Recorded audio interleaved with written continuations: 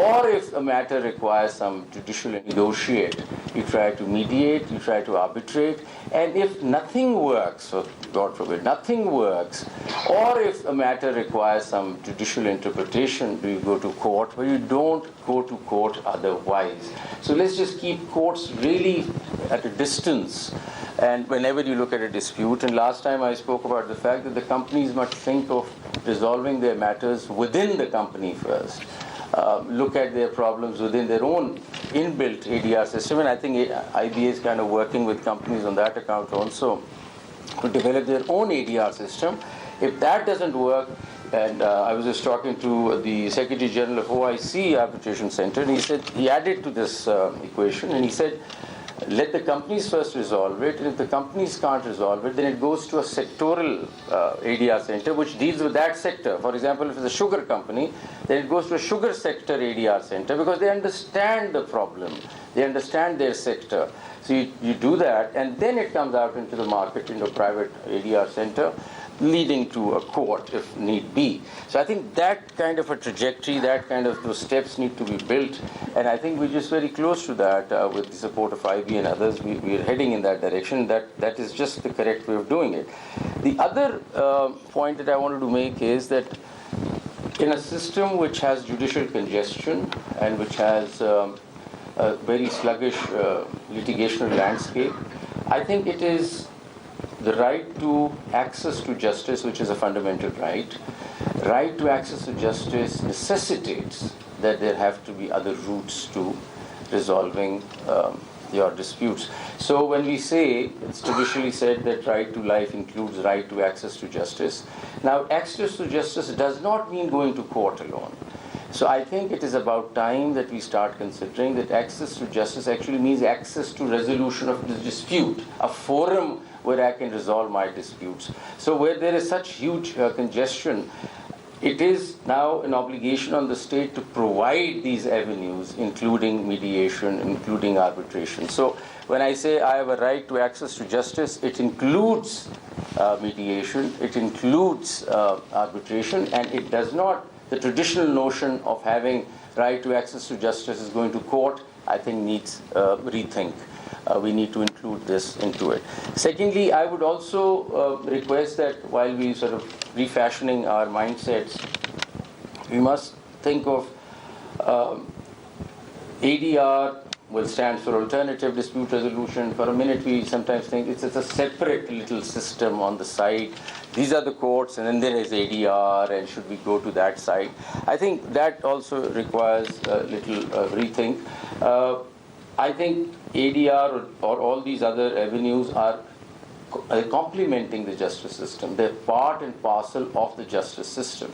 So to think that ADR is yet some other entity outside the justice system would be wrong. The justice system provides multiple avenues to decide your disputes, one being the court, but there are other avenues also. They're part and parcel of one big justice system.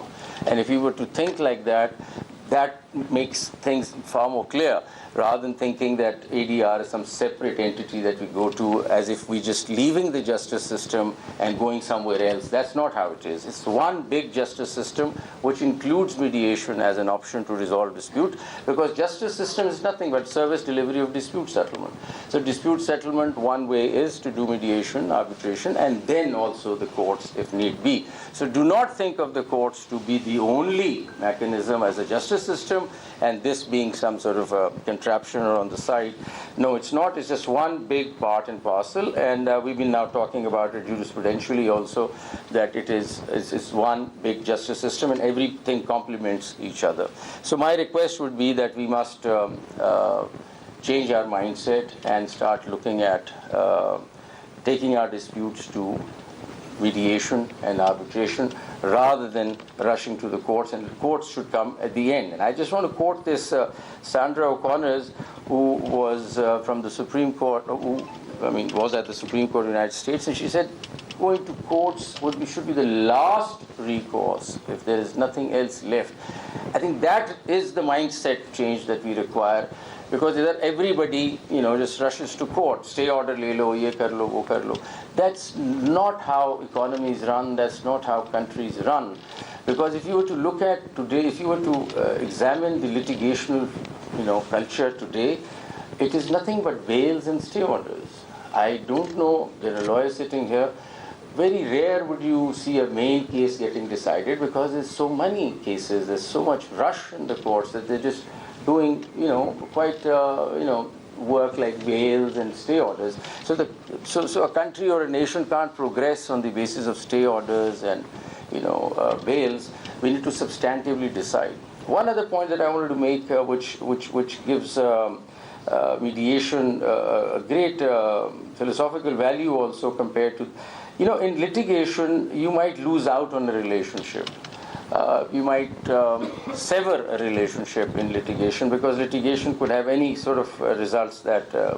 But in mediation, you keep your relationships, and that's what I wanted to add. That we must think of a communal relationship must always stay and should not go away. You also realize that litigation has its own pitfalls. Lawyers are sitting here, and you understand that adjournments, strikes, very frankly, we talk about this amongst ourselves, that these are very chronic problems with litigation.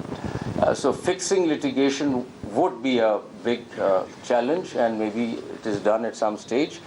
But it is very important to bring in this new system of ADR into the mainstream and think of it as a mainstream system. So that's all I wanted to say. I'm so happy that Dr. Abdul Fareed and his team is here with the Malaysian International Mediation Center. I invite them to come to Islamabad, visit the Supreme Court this time or next time, and also visit our Federal Judicial Academy, build linkages with that also. We look forward to working with you. I'm so happy that IBA has already reached out to you and you're training people.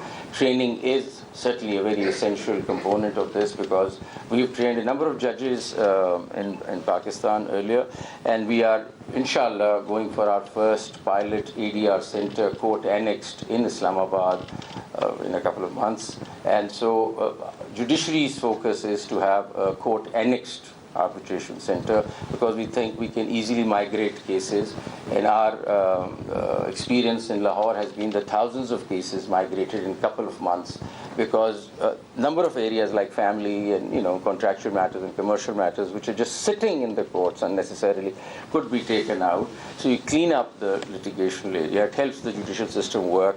So we can take that out, and court annexed is something that we want to focus, but we fully support private centers like the IBA and others who are doing work, and we support that, certainly. And I think the idea of ADR, the time has come. I'm quite clear on that. And we just need to keep pushing, and it will take over. But I request everybody to change your mindset. God forbid you have a dispute tomorrow, do not rush to courts. And I request all the lawyers that on your table, the first thing is not to rush to the court and get a stay order. Please, let's negotiate, let's settle. That's what our religion also talks about, sulah and settlements. That helps societies get strong.